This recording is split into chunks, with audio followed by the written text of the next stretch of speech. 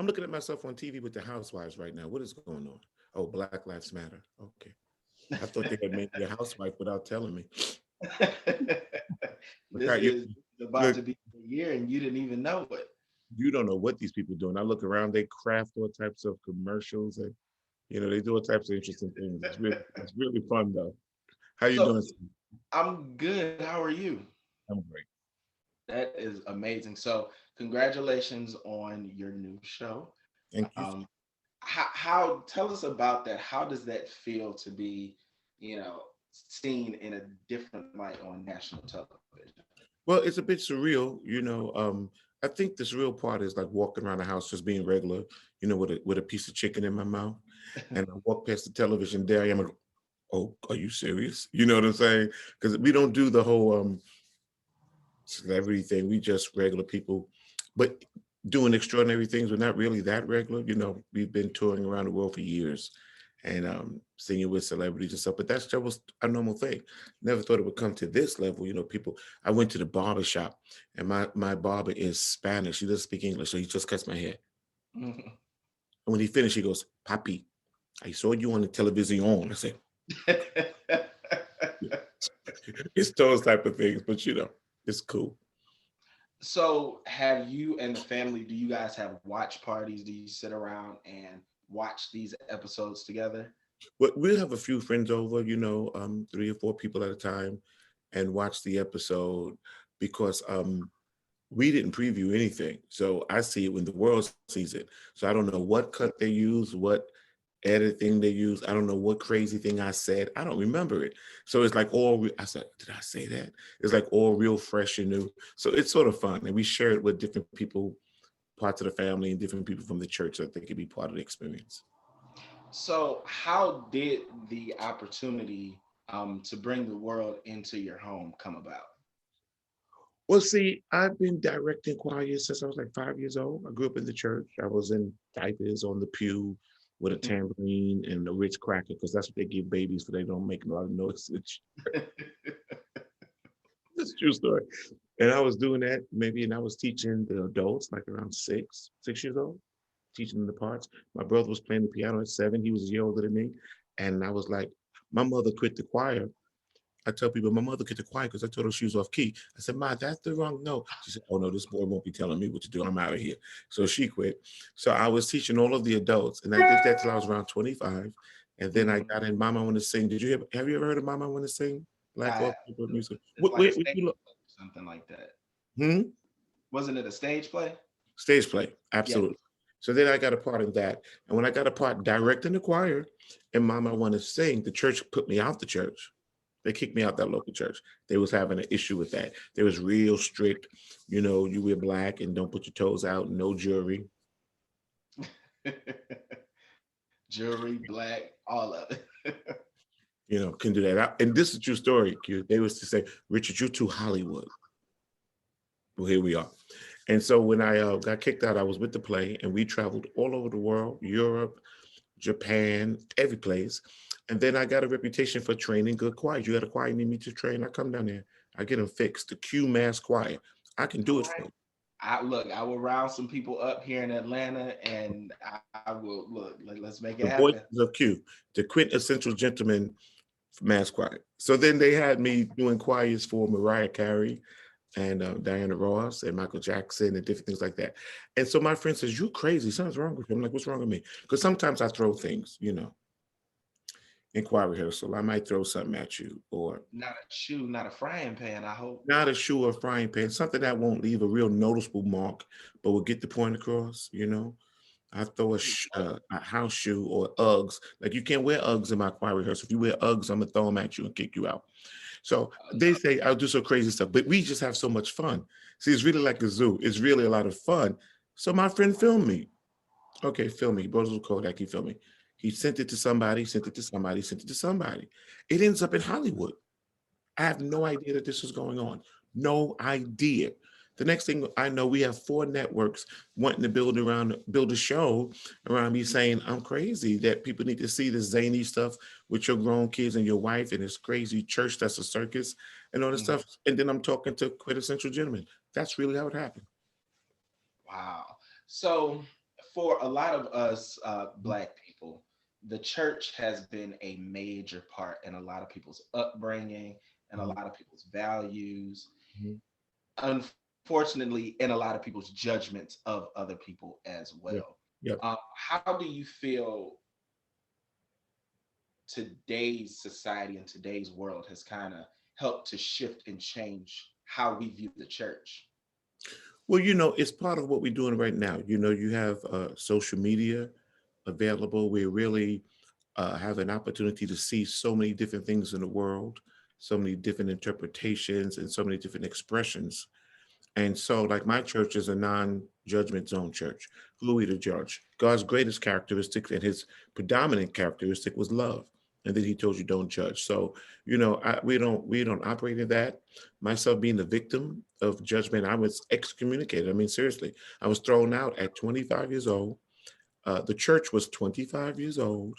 I had been there for 25 years. Go figure.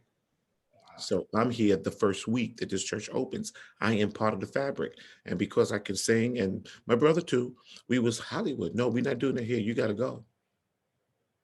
So I know firsthand about that type of, well, I'm gonna say the word Q, ignorance, because it is ignorance, unaware of who God really, really is beyond all the tradition and beyond all the facades and all of those things. It's all about the heart. So I think we're shifting because you can't keep people's interest in God. We're saying it's all about what you wear and it's about your clothes and you can't drink a glass of wine. I have me a glass of wine. I might have one tonight with some fish. I'm not gonna get drunk, but then you sit up there eating 10 pieces of chicken. What's the difference? That's true. And 7 pieces of cake. And if your body's a temple, it doesn't need all the Oreo cookies. So, how can we judge? And the Bible said that. It says, you looking at me, get the thing out of your eye. You know what I mean? So it's got to change. And it's changing. My church is different, because the pastor is different. So when it comes to what we learn about you and the family on the show, I mean, I know there's some things that, we aren't privy to, but like, what is the main thing that you want people to take away from the show and from your connection with your family? Okay, the main thing is I want them to understand that even though we're a Christian family, it's not a cult, that it's really all about love. This is going to be fun family TV, that we're regular people. We have the same aspirations and the same inspiration. That I'm stuck with a wife that's driving me crazy. She thinks she's in charge.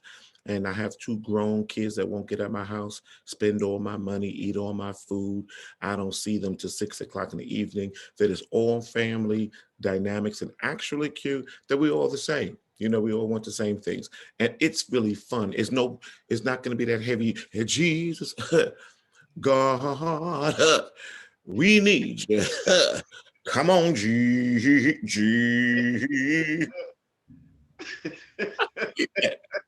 It's none of that. It's none of that. And we're not judging people and condemning them. It's really just watching the father deal with his adult children, his zany wife, and the circus of characters at the church. And it's like fun. It's like the Jeffersons meet Amen at 227, Good Times. It's the old throwback to the old Black family sitcoms. Okay, Yeah. okay. So when it comes to images of Black people in our community, whether it's the Black man, whether it's the Black woman, whether it's the Black family, what do you think? Why do you think we've allowed, in some ways, the media to kind of make us look less than what we are? And how do you guys hope to change the image of the Black family? Unfortunately, in this society called America, sometimes we have to get in where we can get in. So I don't judge people. And sometimes to even get on that platform called television, there's certain things that people have to do. Our show, you're not going to see any weave pulling. They have a show in Atlanta for that. Now, hold on. Did you hear all that shade? Did you see it? The Rev is shady. But honestly, I can't judge that because I understand this. Even with our show, there had to be things that I said, oh, absolutely not. Mhm. And USA and NBC has been great partners because they're filming this with dignity and fun. And you're going to see it's like the Cosby Show before Bill went left. Mm. What are you looking at, Q? What you looking for? It's like, it's real true. It's not a mega church. We're not Mm, pimping church. The church is not rich. It's 100 people, maybe. I worked for the New York City Board of Education for 25 years. My wife is a nurse. My mm, my daughter has 3 college degrees, a bachelor's, 2 masters, going for PhD. She doesn't have a job. Go figure that out. And my son is a full-time musician. So we are really self-made people. You will see the church, they can't be living off that because there's 23 people here. And mm. 22 of those people are in the choir. And 21 of those people can't sing. Go figure this out. But they have the passion though, so that's all that matters. Yeah, but you cannot record passion and listen to that. You need to record the notes. And so the image is gonna be just like what you're doing. It's just fun. It's clean. It's super clean. It's not degrading. It's not buffoonery. It's just foolishness, but family fun foolishness with a built-in lesson every week about faith, about confidence, about perseverance, about working together, and about family bonding together no matter what. And Yeah. that's really the premise of it. And I think Black America, all of America, will appreciate this image, especially in these recent social climates. I said that like I was on CNN, didn't I? And that sounded good. You're preparing yourself for when you are on CNN because You a prophet. they're gonna Now, pull you in. you a prophet, Q. I'm gonna call you Come on prophet now. Q. I'm telling you, I got you. I got you. Look, look, Boom. So, speaking of a lot of the social injustices that we all have had the opportunity to either experience, witness, or whatever it is, what is one of the greatest lessons that you've learned about yourself? And what is one of the biggest lessons that you've taught your son being a black man, your daughter being a black woman, yeah. and the people in the church? But the greatest lesson we've seen with these recent situations and these recent conditions in our country is that it is not going to change on its own. We have to do it. Mm, And we have to press into every element of this society. Ownership is important. We have to have righteous representation on every level: government, entertainment, law. We have to struggle until we become the rule makers. you mm, know, because look at this, the recent thing in DC at the Capitol. There's an element of the society that's not going to give you anything. So you have to take it, just like these patriots took this land for 100 years. You have to take what's rightfully yours. You can't sit there and just wait to live off a stimulus check or any other governmental thing. So we have to get on levels of government, entertainment, like you're doing, to have representation so that we can ensure equity for ourselves and our family. That's what we have to do. That's what this show is doing. I'm on the platform. It's USA, it's NBC. And to mm. be honest, they give me a lot of say so because it's my life. Yeah. So it's not reality. Like, they didn't give me a script, it's situational. I told them the situations in my life, and we work together to portray those on camera. And so that gives me a level of ownership because I can dictate the image and the message that I want to send across these 300 million people in this country. And that's how you change it, not from the outside. You got to get on the inside. So sometimes people have to pull weaves to get on the inside, but you don't stay on that level. Get to the point that you own that, Mm, you know, mm. and then you can switch the narrative, but you got to get inside of it. Yeah. Regina King and Ava DuVernay, you know what I'm saying? Jordan Peele, to control our images. So now I'm inside of this. I'm going to change the image of what a preacher is. I got my cross. I got my bling. Stop playing, Q. I'm ready for you. You know what? I'm ready. I'm coming. Well, when it's safe to, be around people and be in a church setting. I definitely But see, will. you in Atlanta, I can't tell you what I you know, I know, but I'm also in the house right look. now. You in New York, these people are immune to everything. Nothing, nothing can do to people. So we all go out because ain't nothing killing these people in New York. It's It's, not, but from well, and it's cold up there too now. it's freezing. Disease and germs don't live too much in cold, so It's freezing. y'all are Seriously, okay. there's a different immunity level in New York City. After 9/11, the buildings went down, the smoke, the particles, the cancer. That's 20 years ago. The crowd, it's sort of something to that herd immunity. So it's a different thing here because we're used to a lot of people. So you have to develop a higher immune system to live in the city. Mhm. Mm. You live in Atlanta, y'all got like one house and one church, so y'all could catch all types of germs. And it's hot, and it's too many people here, and all of that good stuff. You'll be all right. Um, God's got it. We'll be okay. Now we maybe about a month or so ago, the Quintessential Gentleman had the opportunity to create a series called Black Men Get You Some Therapy. And Mm, it's been doing well. mm, So of course it's centered around mental health. mm. And as we know, mental health is becoming, I wouldn't say it's becoming popular, but the conversations surrounding mental health are becoming more Accept it. accepted, needed, Absolutely. Mhm. appreciated. When it came to issues that we may have dealt with generations ago, the Mm, first thing that your mother or your grandmother was telling you, go pray about it. mm, Go to sleep, take a nap, drink some ginger ale, you'll be all right. mhm. With that being said, how do you feel the church nowadays has a place in helping when it comes to the whole mental health piece with men, women, children, family? I think it's great that mental health is becoming more widely acceptable and recognizable. I have a background in that. I have a bachelor's in psychology, and my graduate work was in counseling. And so mental health does not necessarily is not necessarily limited to sitting on the couch and telling Dr. Feinberg all of your trouble. Mental health is recognizing that maybe you have to keep your mind healthy, whether that be through talking to someone, whether that be through sports, or we used to say back in the ghetto, you better go somewhere and talk to yourself. And Mhm. people thought that was funny, but it's necessary. You may have to have a conversation with yourself. All types of therapy. I specialize in retail therapy. I do Yeah, for that's my mental health. Or I do mhm. vacation therapy where I need to go see a beach. But I recognize that I have to do something to keep my mind sane as well as my body sane. So it could be in whatever format that's more appropriate for that person. Now, there are deeper issues, that going to Neiman Marcus is not going to solve. It's true. Otherwise, you can have like me, like 200 pair of shoes. However, in those situations, you may need to go speak to another doctor or to a stranger and pour out your heart. But the Bible also always established mental health.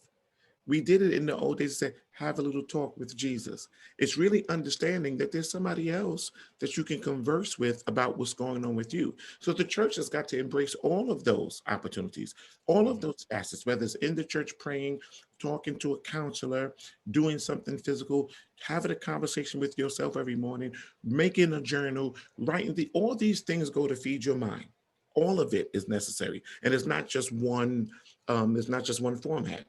It's not the $75, 100, well, I'm getting charged $175. It's not the $175 an hour person because we all have levels to degree to which we need some therapy. Now you come see me, it's $300 an hour and bring me a bottle of Moscato and we can talk. Is there a particular brand of Moscato or just any Moscato? It's something called Bartenura that I like. It's in a blue bottle. You can bring it to me. And part of my mental health is I'm a comedian. I've always been funny. I tell jokes. It relieves my pressure. You know, it relieves my anxiety. Mhm. I've been known to tell jokes at funerals, and people be cracking up laughing. They go, did he just say that?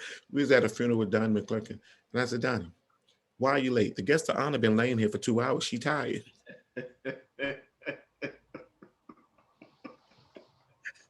See, For a minute. sometimes you need that. Listen, it broke the grease just like that for a minute. We laughed. You know what I'm saying? So yeah, mental health can be it can be handled in many formats, not just the clinical. I have an appointment, but if that works for you, please do what works for you because you can't be coming to my church acting all crazy. We got to get ourselves together, and it's necessary. I know that's right. So it's So, necessary.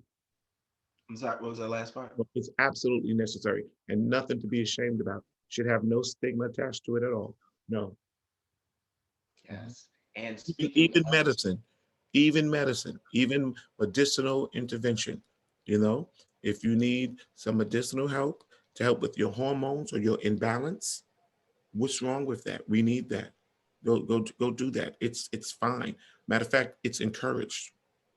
There's plenty of resources out here for Plenty. Plenty. everybody. Absolutely. So you spoke on what's necessary. Mhm.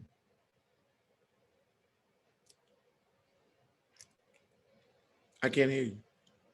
What you do? Your sound went out. Can you hear me? I can't hear you, Q. You didn't pay the sound bill. Hold on. Oh, now I hear you now. Oh, you can hear me now. Yeah, I thought you didn't pay your sound bill. So sound You went out. know what? I need to go pay this cable bill so that I can make sure I'm tuned in to USA. Let's do this. Yes. So, in closing, like, what is one of the best things that you've learned about yourself that you can share with other people throughout this entire process of filming the show? Well, I would say not just throughout this process of filming the show, but throughout the process of living these 60 years. I'm 60 this year. Yeah. Um, I'm Six. just I'm just Black fine. on crack. I'm just beautiful. What you can do? I'm When's your birthday? November. I'm 59. I'll be 60 in November. Wow. Okay. Black don't crack. Stop playing.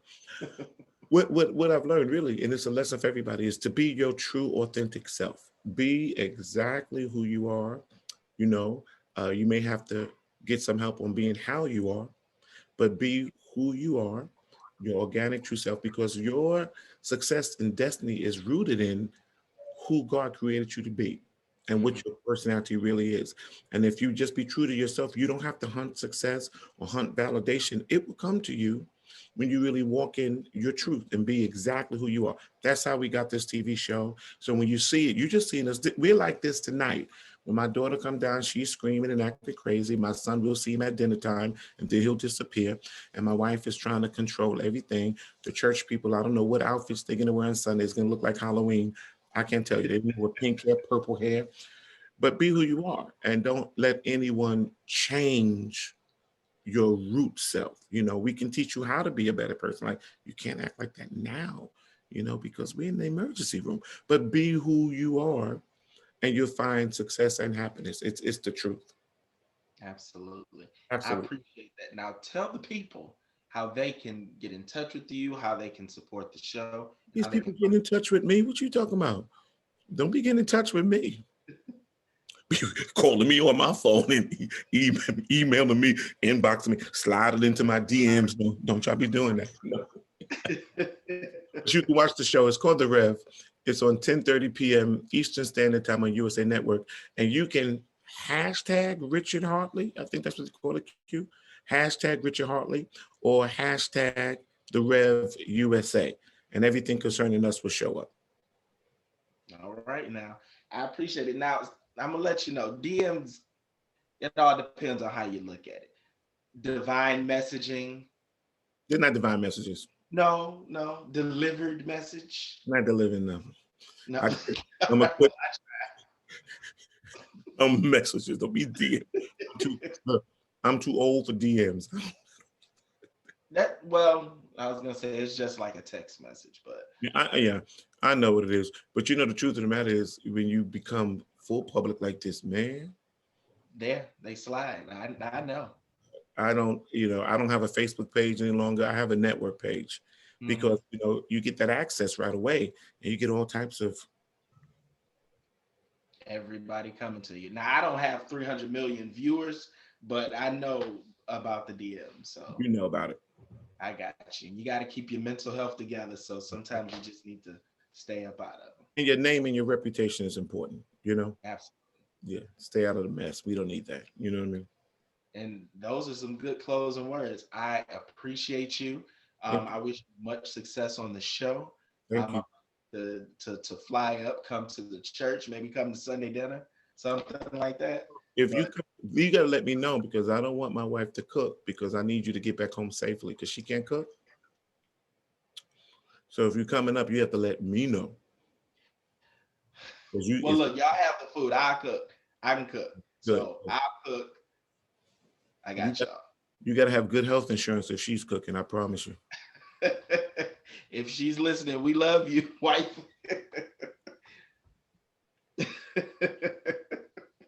I got you. Well, I Thank you, appreciate brother. it so much, and you have an awesome day, awesome season, and congratulations in advance on season two. Thank you so much. Thank you. Appreciate your time. Yes, thank you. Be blessed, Q. Take care.